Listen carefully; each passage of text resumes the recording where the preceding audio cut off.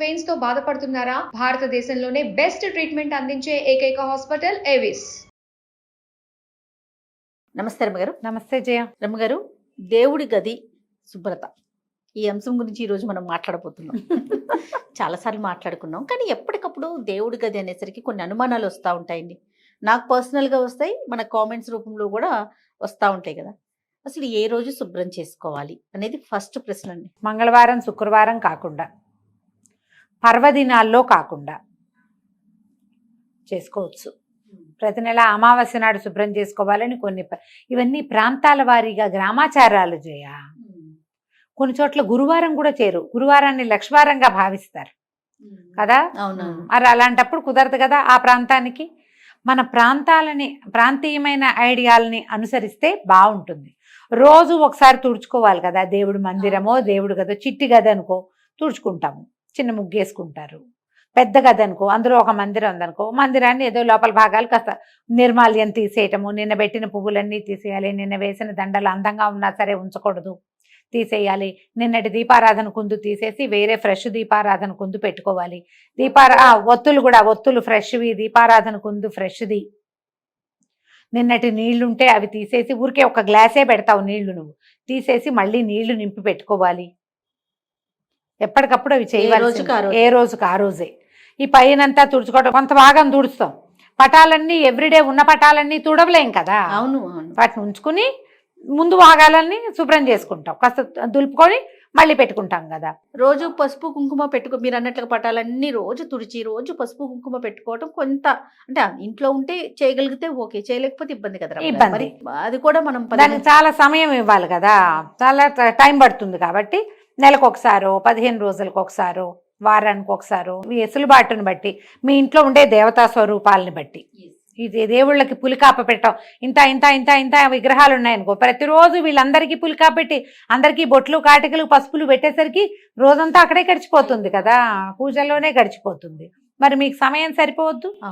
ఎక్కువ మంది విగ్రహాల స్వరూపాలు లేదా పటాలు, ఫోటోలు, చిన్నవి పెద్దవి, ఇంతవి అంతవి అంతవి ప్రతిమలు, సింహాసనాలు, అక్కడి నుంచి ఇవి ఉంటాయి బుడ్లు, అలా ఏమిటో అంటారు, బుడ్లు అంటారు వాళ్ళు. మేం కాదు, మా ఇంట్లో ఉండదు. ఒక దాంట్లో ఒకటి ఇట్లాగా కుండలు ఇలా పేర్చినట్టుగా ఉంటాయి, కొన్ని చోట్ల అవి కూడా కనపడతాయి. ఇవన్నీ తుడిచి ప్రతిరోజు చేయాలంటే మీ వల్ల అవుతుందా? అవ్వకపోవచ్చు కదా. అందుకని ఇలా పెట్టుకోండి. దీపం వెలిగించుకునే కుందులు, లేకపోతే లక్ష్మీ వలయం అంటారు, అలాంటివి అవి కూడా రోజు దీపపు కుంది ఎవ్రీడే కడగాల్సిందే. నిన్న నూనె పోసిన దాంట్లోంచి ఒత్తులు తీసి మళ్ళీ వేస్తాం జిడ్డు దాంట్లో, అది చేయకూడదు ప్రతిరోజు. అందుకని దీపపు కుందులు 4 2 ఎన్నో ఉండాలమ్మా, స్పేరు. ఇది తీసి ఇవతలు పెట్టి అది పెట్టుకోవాలి, ఫ్రెష్ది పెట్టుకోండి. తోమని పాత్రలు పనికిరావు, ఏ రోజుకి ఆ రోజు పెట్టుకోవాలి. ఇది తప్పదు. అక్కడి నుంచి ఈ ప్రతిమలు కూడా మన ఇంటికి ఎవరైనా ఈ పండగలకి కాదు, తీర్థయాత్రలకు వెళ్తారా జనము, ఫ్రెండ్స్, వాళ్ళు వీళ్ళు, చుట్టుపక్కల వాళ్ళు, కిందింటి వాళ్ళు, పై ఇంటి వాళ్ళు, పక్కింటి వాళ్ళు, మన చుట్టాలే, మనక్కైలే, ఆ ఊరు ఈ ఊరు వెళ్ళే ప్రతి చోట నుంచి ఇంత వరకు పట్టుకొస్తారు ఫోటోలు.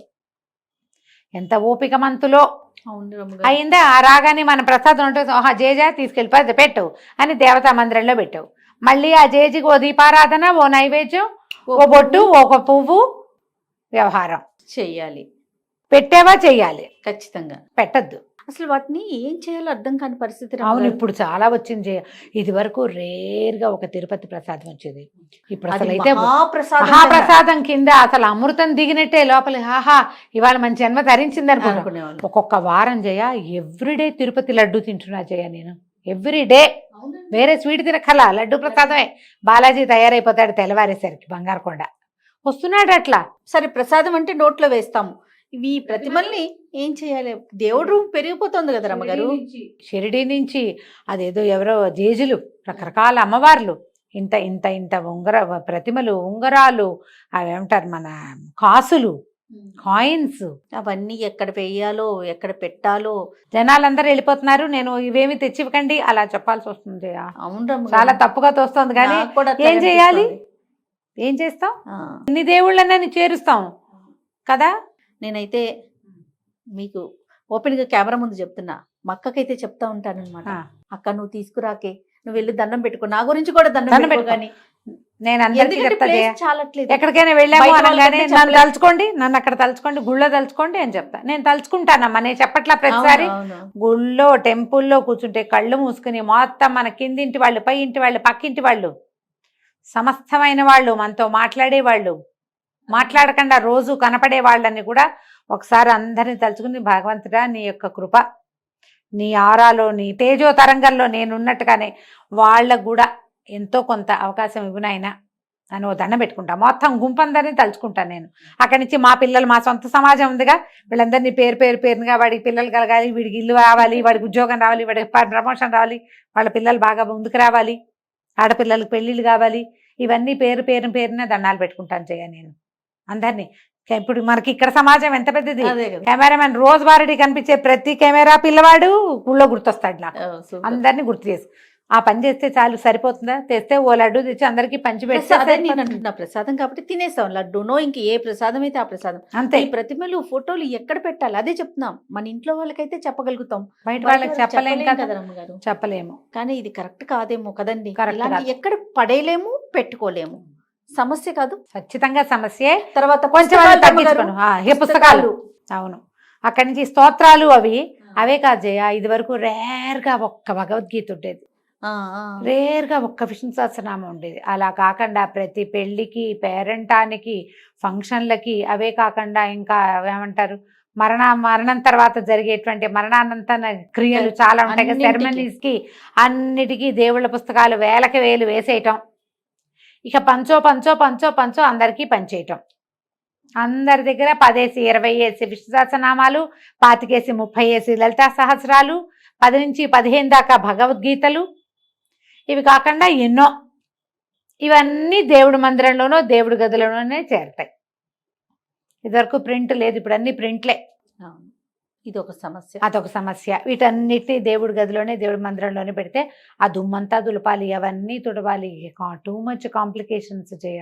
అవును రమ్మగారు కదా. తర్వాత ఎవరో చెప్తుంటే విన్నాను, మరి మీరు చెప్పారు, నాకు అనంతమ్మ చెప్పారు, ఎవరో నాకు గుర్తు రావట్లా, పటము తగలకూడదు అనేది మరి చెప్పారు రమ్మగారు. మీరు నేను ఎప్పుడైనా చెప్పలేదు, నాకు అంత పరిజ్ఞానం లేదు. మరి ఎవరు చెప్పారు? నాకు పేరైతే గుర్తులేదు, కానీ పటాలు నేనైతే తగలకూడదు, ఎదురు బదురు ఉండకూడదు, తగిలే అంటే అన్ని పెట్టొద్దన్న సెన్స్ అయి ఉంటుంది. ఎవరు చెప్పారు? నాకు పేరు గుర్తు రావట్లేదు. పోనీ ఎవరైనా కానీ గానీ. పటం మాత్రం తగిలేలాగా పెట్టుకోకండి అనే మాట అయితే నాకు ఇప్పుడు పెద్ద పటం ఉంది, దాని కింద ఇంకో చిన్న పటం ఆనిస్తాం. ఆనిస్తాం. తగలకూడదంటే ఇట్లా ఎంత మందిరం ఉంటాయి, సరిపోతుందమ్మా ప్లేస్ వీటికి. చాలక. పైగా అసలు ప్రతిమలు, అక్కడి నుంచి ప్రతిమలన్నీ చేస్తాం. శాస్త్రం ప్రకారం అయితే మీ ఇష్టం అమ్మ, మీరు ఏమైనా కావాలంటే చేసుకోండి. శాస్త్రం అయితే ఇంతకు మించి ఉండకూడదు, అంగుష్టానికి మించి ప్రతిమ ఉండకూడదు. ప్రతిమలు పెడితే ప్రతిమకి ఆవాహన, విసర్జన సజావుగా మంత్రంతో సాగాలి. మీ నోటికొచ్చింది చదువుకుంటామంటే కుదరదు. నైవేద్యము అపక్వమైన నైవేద్యం పనికిరాదు, పక్వాహారం నివేదనగా చేయాలి. ఇది శాస్త్రం.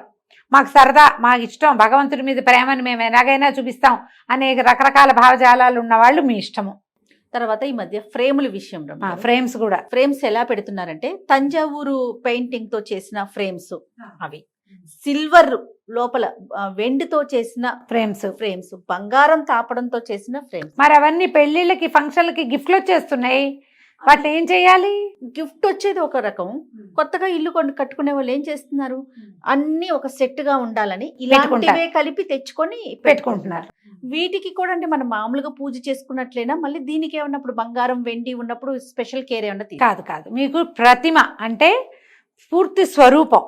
వీడు వినాయకుడు వెనకాల భాగం అంతా చక్కగా చేస్తారు, ముందు భాగం అంతా పాదాలు మొత్తం అవయవాలన్నీ ప్రతిమలాగా బరువైన ప్రతిమ.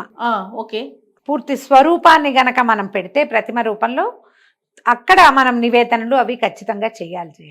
అలా కాకుండా ఈ ఫోటోలో ఫ్రంట్ పార్టే అంతే, నువ్వు నమస్కారం చేసుకోవడానికి స్వరూపమే అది, అంతకంటే ఏం లేదు. ప్రతిమలు వేరు, అదేలేండి, విగ్రహం వేరు, ఇవి వేరు. ఫ్రేమ్స్, ఫొటోస్, క్యాలెండర్లు, ఇవన్నీ వేరు. వీటిని పెంచుకున్న కొందికి వాటిని తుడుచుకోవాలి, తీయటానికి మనసొప్పదు. అసలు మామూలుగానే వేయబోతే వేపకొమ్మ, వేసినప్పుడు వేపకొమ్మ, తీయబోతే అసిరెమ్మ అంటారు. అసిరెమ్మ తల్లి ఆమె తీయకూడదు, ముందు వేయకుండా ఉంటే సరిపోతుందిగా. వేప చెట్టు వాకిట్లో వేసే వరకే సరదా, వేప చెట్టు గాలని. ఎప్పుడైనా కొట్టేస్తా ఉంటే జేజీ, దాన్ని కొట్టకూడదు, అది ఒప్పుకోదు. అది అందరూ ఒప్పుకోరు, చుట్టుపక్కల జనాలు. అందులో చాలా ఉంటుంది శక్తి, తీయటానికి వీల్లేదు. ఇప్పుడు ఇవి కూడా అంతే. మీరు ఇన్ని పటాలు ఇన్ని ఫోటోలు పెడితే అందరికీ పువ్వులు పెట్టాలా, రేపొద్దున నిర్మాల్యం అంతా తొలగించాలా, దాన్ని ఎక్కడ వేయాలనే ఒక ప్రశ్న. అవన్నీ ఉన్నాయి కదా. మీరు ఏదైనా పెట్టుకోండి, మీ చాయిస్, బట్ కాంప్లికేటెడ్గా చేసుకోవద్దు. మీరు ఆ పూజా మందిరం శుభ్రతకే మీకు 2 గంటలు పట్టేలాంటివి పెట్టుకోకండి. మీ ఇంట్లో పురాతనంగా ఆనూచానంగా వచ్చినటువంటి దేవతా విశేషాలు ఉండుంటే, సాలగ్రామాలు ఉంటాయి, పంచాయతీలు ఉంటాయి, శివ పంచాయతీ ఉంటుంది, శివలింగాలు ఉంటాయి, అమ్మవార్లు అన్నపూర్ణాదేవి విగ్రహం ఉంటుంది అందరి ఇళ్లలో, వినాయకుడికి ప్రత్యేకమైన ప్రతిమ ఉంటుంది, గౌరీదేవి ఉంటుంది ఒక రాయి రూపంలో.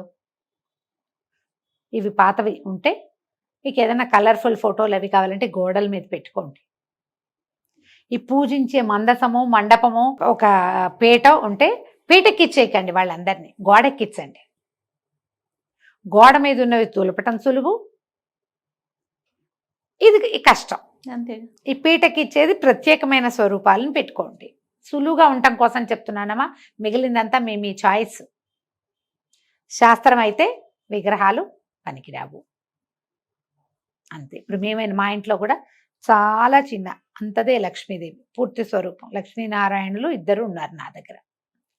ఒక చిన్న ఇంత వేణుగోపాలుడు, ఒక చిన్న ఇంత పారడిని గుర్తుందా, మొవ్వ వెళ్ళాం మనం. అవునవును. అక్కడ మొవ్వ వేణుగోపాల స్వామి గుడికి వెళ్తే వాళ్ళు ఇచ్చారు ఒక చిన్న పారాడే కృష్ణుడు.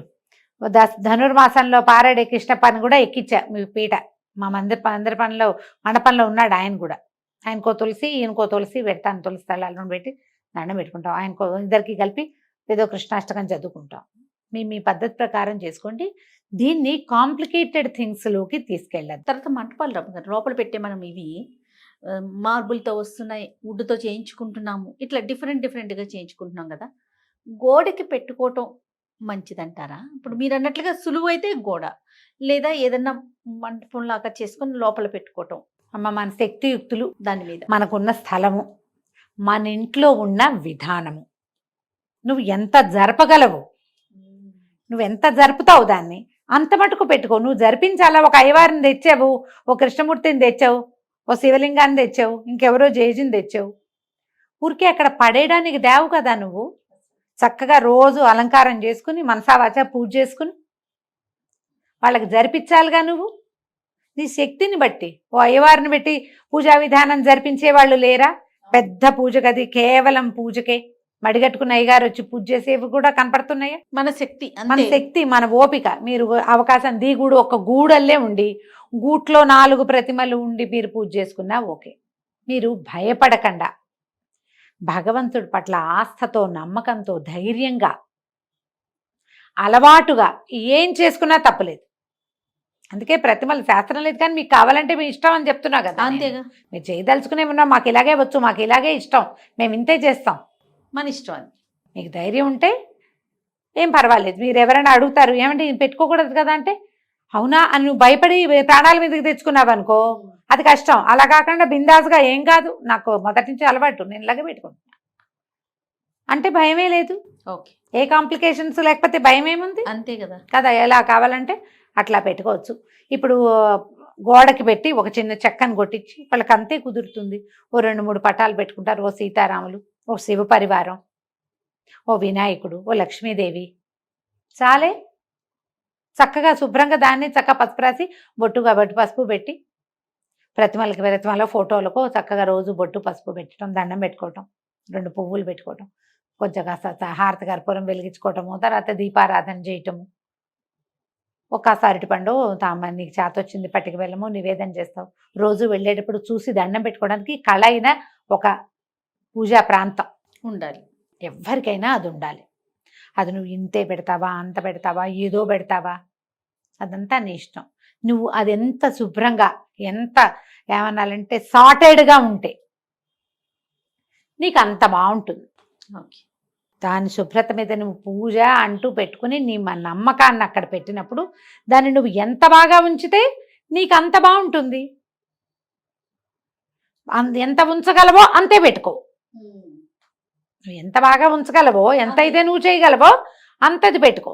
అది నువ్వు ఒట్టి క్యాలెండర్లో లక్ష్మీదేవిని పెట్టుకున్నా సరే, ఏటా మారే టీటీడీ వాళ్ళ క్యాలెండర్లోంచి ఒక మలయప్పని తీసుకొచ్చి పెట్టుకున్నా సరే, ఏదైనా సరే కానీ నువ్వు చక్కగా ఒక దీపం పెట్టడం, ఒక దీపం పెట్టే అవకాశం లేకపోతే ఓ అగరవత్తి వెలిగించడం, తెల్లవారు లేచి అయ్యా స్వామి నువ్వు ఉన్నావు కాబట్టి నేను బతుకున్నాను నాయన అని ఒక దండం పెట్టడం, ఓ పువ్వో ఏదో పెట్టే అవకాశం, అవన్నీ కదా నిన్ను ధైర్యంగా బతికించేందుకు ఆసరాలు అవే కదమ్మా. అవును అవును దాన్ని బాగా ఉంచుకోవాలి. తప్పకుండా దానికి ఏవేవో ఆలోచనలు చెయ్యొద్దు. ఎంత చేయగలరో అంత చేసుకోండి. తప్పకుండా రమ్య గారు. నమస్తే. నమస్తే జయ.